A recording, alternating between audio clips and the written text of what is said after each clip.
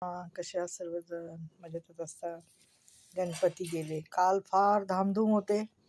सगळीकडे आवाज होता, रस्ते बंद होते, ट्रॅफिक पण नव्हती एवढी. जे काही कामासाठी निघत होते त्यांनाच त्रास झाला थोडाफार, पण सर्व लोक आपल्या आपल्या घरीच होते. झाले गणपती आले, गणपती गेले. गणपती जाताना लहान मुलांना फार वाईट वाटतं ना, रडतात. ते आवड असते ना त्यांना त्याची. तर असू द्या, चला. एक गोष्ट तुम्हाला सांगायची होती. काय झालं, एक म्हातारी बाई होती.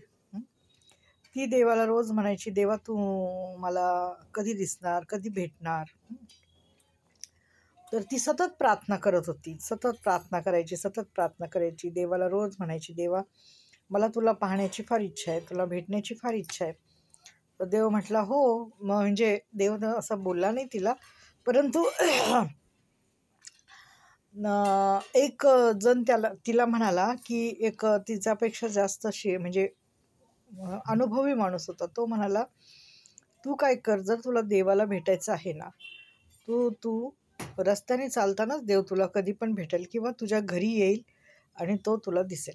एक दिवस काय होतं, ती अशी चर्चला चाललेली असते. ती रोज एका डब्यामध्ये ना केक घेत असते. केक घेऊन आपली जाते चर्चमध्ये.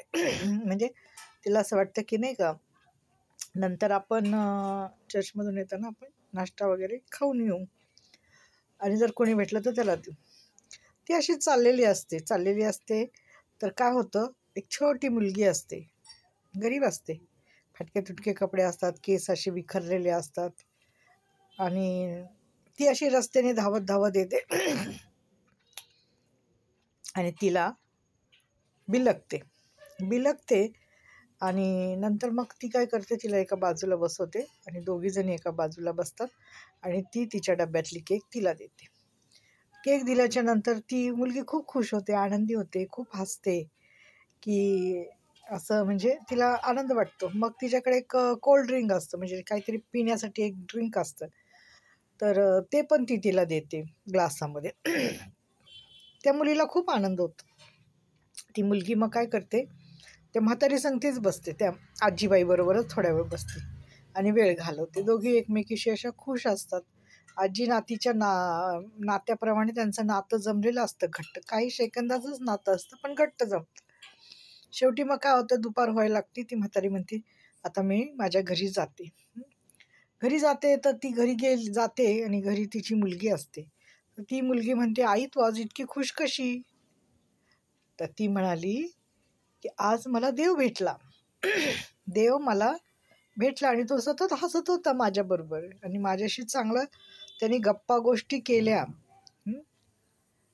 आणि मी त्याला माझ्याकडचा असणारा खाऊ दिला. ती जी गरीब घरची मुलगी असते ती तिच्या घरी जाते. तिची आई म्हणते, तू एवढी आनंदी कशी? तर ती सांगते की मला आज देव भेटला होता आणि देवाने मला खाऊ पाठवला होता. मला जे पाहिजे होतं ना, मी म्हटले होते ना तुला, मला केक पाहिजे, कोल्ड्रिंक पाहिजे, तर तू म्हणाली तू देवाकडे माग, म्हणजे तुला देईल. तर आज देवाने मला आजीच्या रूपामध्ये मला तो खाऊ भेटला, म्हणून मी आज खूप खुश आहे, मी आनंदी आहे. तर देव आहे ना, असाच असतो. देव आपल्याला आपल्या जवळच्या माणसांमध्ये कुठेतरी भेटतो, पण आपल्याला तो कळत नाही. आपण म्हणतो काय, देव वरतीच बसलेला आहे. देव वरती नाही, देव खाली आहे आणि देव आपल्या माणसातच आहे, हो की नाही? आज तुम्हाला एक गंमत सांगते. मी चर्चला गेले होते, माझ्या नेहमीच्या चर्चला. आज प्रभोजन होतं म्हणून मी चर्चला गेले. चर्चला गेल्याच्या नंतर आज ना आमच्या इथं समोसे आणि चहा होता. तर काय झालं सांगू का, एक मुलगा होता, अंध मुलगा होता आणि त्याची आई त्याला घेऊन आली होती चर्चकडे, की नाही का त्याला काहीतरी कोणी पैसे देईल. तर आम्ही सगळ्यांनी चहा घेतला, समोसे पण घेतले. तर मी अशी बाहेर निघाले तर त्यांना म्हणाले, आंटी हमको भी चहा ला के दो. मग मी काय केलं, 3 कप चहा, अजून एक म्हातारी होती, 3 कप चहा त्यांना दिले आणि मग ती बाई म्हणाली की समोसा भी ला के दो मेरे लड़के को. अंध होता, मी त्याला लगेच जाऊन समोसा दिला. इतके खुश झाले. माझी ना, मी म्हणत नाही की मी खूप पैसे आहे, माझ्याकडे काही म्हणजे काही नाही. माझं स्वतःचंच मी उदरनिर्वाह चालवते. ते कसं चालवते हे मला माहिती. तर मी ना, माझ्याकडे जे आहे ना, त्याच्यामध्ये मी देण्याचा प्रयत्न करते. हेच माझं मोठेपण आहे. मग मी लगेच त्याला एक समोसा दिला आणि ते चहा मी त्याला दिला आणि ते प्याले. आणि दोन्ही डोळ्याने अंध होता तो मुलगा. फार वाईट वाटलं. छोटाच मुलगा होता 10 वर्षाचा. तर असं आहे बघा, माणसाने ना देव माणसातच ओळखावा आणि तिथेच सेवा करावी. देवाला कशाचीच कमी नाही. देव खूप श्रीमंत आहे, माहिती का. देव फक्त आपलं मन पाहतो, बस, बाकी काही नाही.